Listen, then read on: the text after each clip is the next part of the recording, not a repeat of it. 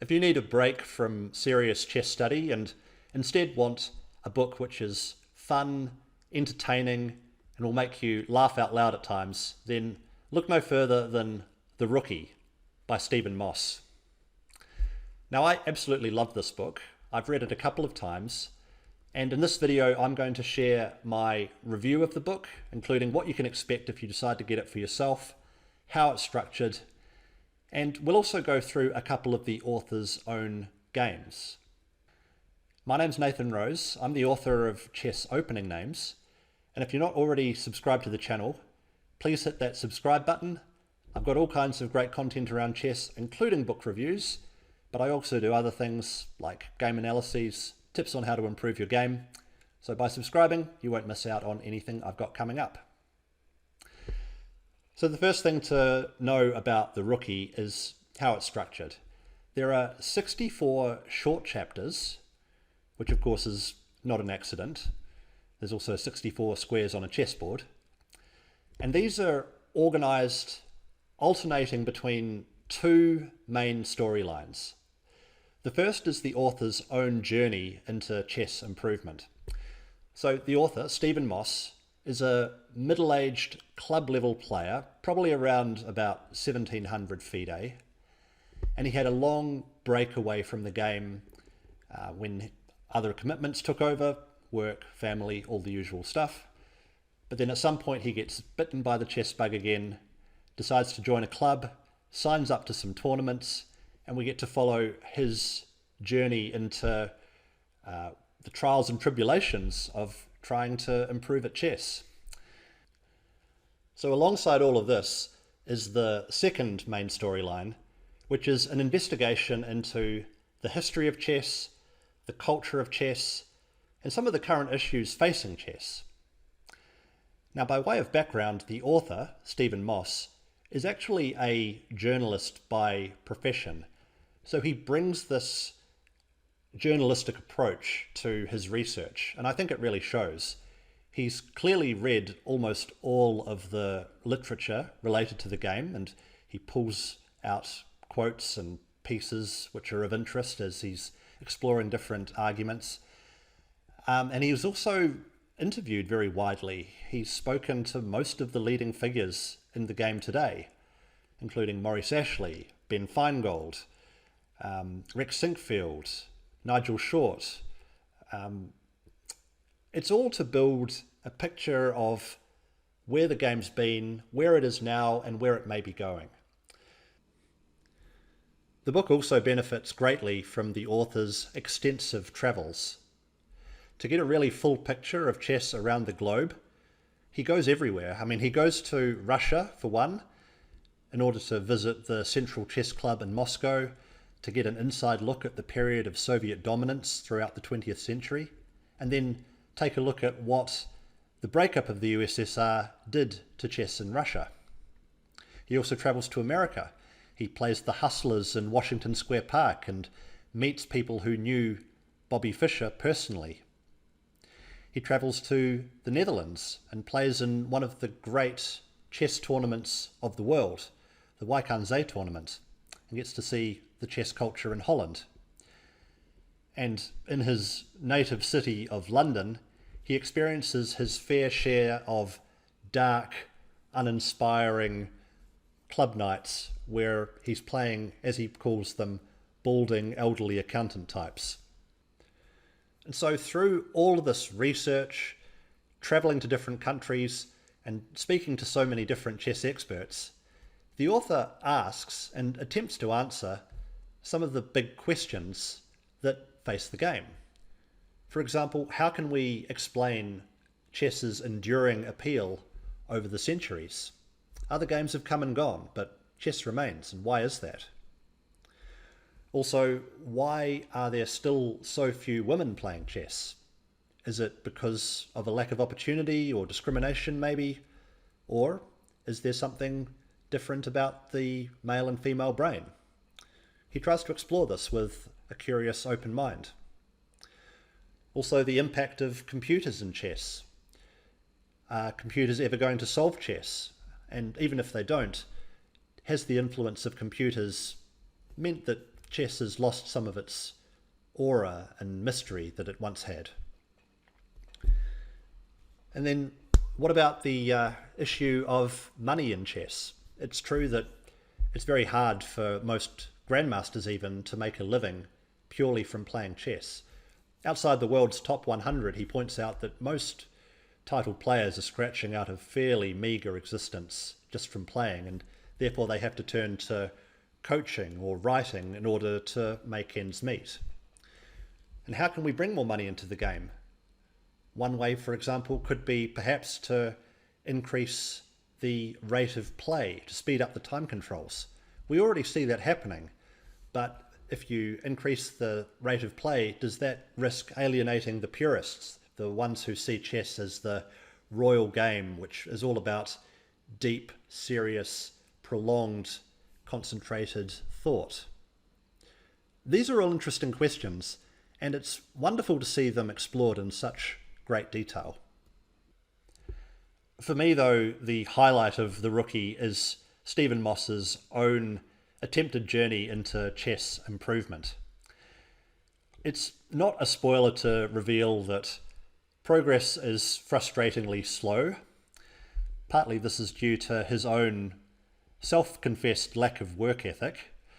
He does suffer from the common ailment, which many chess players have been guilty of buying chess books but then not reading them.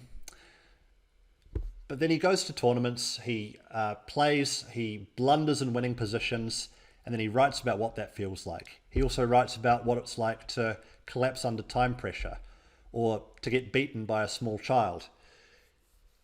He even questions at times whether it's worth it. Like, is this all just a waste of time? These are emotions which, if you're a chess player, you will identify with 100%. Non-chess players may find it harder to empathize with, but for those who've played chess and know the emotions that it brings, this book is like a mirror. You really get to feel all the feelings, but through the lens of the author. It may even make you feel better to read these words and realize that everyone feels this way about this maddeningly frustrating game. But look, it's not all heartache and pain for the author. He also has some highs to go with the lows. He does deeply love the game, and when he manages to secure an impressive victory, you get to feel his elation come through the pages too. So it's a real roller coaster of a book, a mixture of history, a mixture of interesting chess questions, and a mixture of biography. I think it makes for an engrossing read. And what we're going to do now, just to finish off, is to go through a couple of Moss's own games. Now, these are not presented in the main body of the text, but instead as an appendix to the book. And they're included, so I thought let's take a look at a couple of them. This first position is from a game that the author, Stephen Moss, played right at the start of his journey back into chess, so right near the start of the book. Moss is playing white, and black here plays bishop g7, preparing to castle kingside. But here, Moss plays a brilliant move. Maybe you can see it. Pause the video if you like. Moss plays knight takes d5, forcing open the e-file. The point being, after the knight is captured, if it's not captured, then black has just lost a pawn for nothing. The follow-up is e6, and with the rook lined up against the black king, it's bad news for black. Black could try castling, but then he'd lose the piece back, and white's a pawn up with a much better position. So instead in the game, black moved the knight to safety, and then e takes f7 check, king takes f7. White is down a piece, but white has a raging attack. But only if white finds the right follow-up. And I think this is something that happens a lot at club level. You make the correct sacrifice, but you don't find the correct follow-up all the time. And that's what happened here. In this position, Moss plays knight e5 check, a move which does make some sense on principle, and that you're adding an extra attacker towards the black king with tempo, but unfortunately it does allow black's king to get to relative safety on g8. Okay, this rook's a bit passive, but black is a piece up, and if black can consolidate, then black will be winning. And that's what ended up happening. What white should have done instead was take this important defensive knight off the board. That knight was guarding important squares, and so after the bishop takes back, now the white queen can invade. That square was guarded by the knight, but with the knight off the board, this move is possible. And then after the king goes, say, to f8, then white can invade with the rook. And this is going to regain the piece. The queen has to move, and then the bishop will drop on the next move. As it happened, though, after knight e5 and king g8, black was able to consolidate the extra piece and went on to win. Moss actually ended up quitting the tournament in disgust. He didn't play in the final rounds and went home early, which, as he said in the book, at least was good for the narrative arc. In this game, Moss has got the black pieces, and he was having a terrible tournament up to this point. He was only on 1 out of 5, he was finding it difficult to concentrate, and he was worried that he was going to finish stone motherless last. But this game provided some relief. He's doing well already. He's got dominance of the open e-file, he's got the bishop pair, and white's king is a bit shaky, having pushed these pawns in front of it. So Moss continues with rook e4, putting extra pressure onto the d4 pawn, which white defends. And I really like this next move, queen e7, with more presence on the important e-file and also hitting this knight, forcing it into making a decision. So the knight captures on g6 and Moss captures back.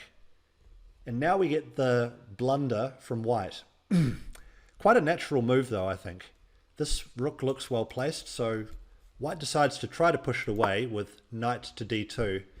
But this allows what Moss called an instinctive exchange sacrifice. Rook takes e3.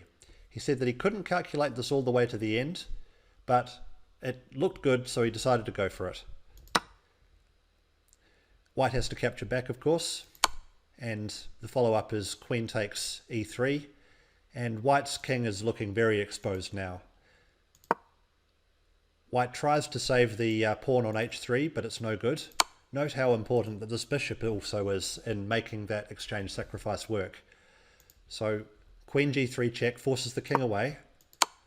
The h3 pawn also falls now, so a knight and 2 pawns for the rook, and the white king is extremely exposed. So this sacrifice was sound, and this time the follow-up has been on point. King e1. Knight takes d4 was a bit of an inaccuracy, as the coach of Stephen Moss points out in the notes. A bit cleaner would have been bishop g3 check first, forcing king e2 and then taking on d4 with check. And now white really has to go to d3, and then you can do this discovered check. And because these two squares are covered, and also these 2 squares are covered, white really has to just block this check with the knight, giving up a piece.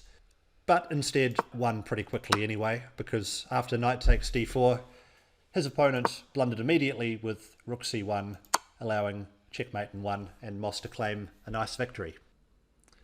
So that was my review of The Rookie. Grab the book, I'm sure you'll love it. Any chess fan will. From the entertaining stories that the author shares about his own misadventures on the 64 squares, to some more about the history and culture of the game.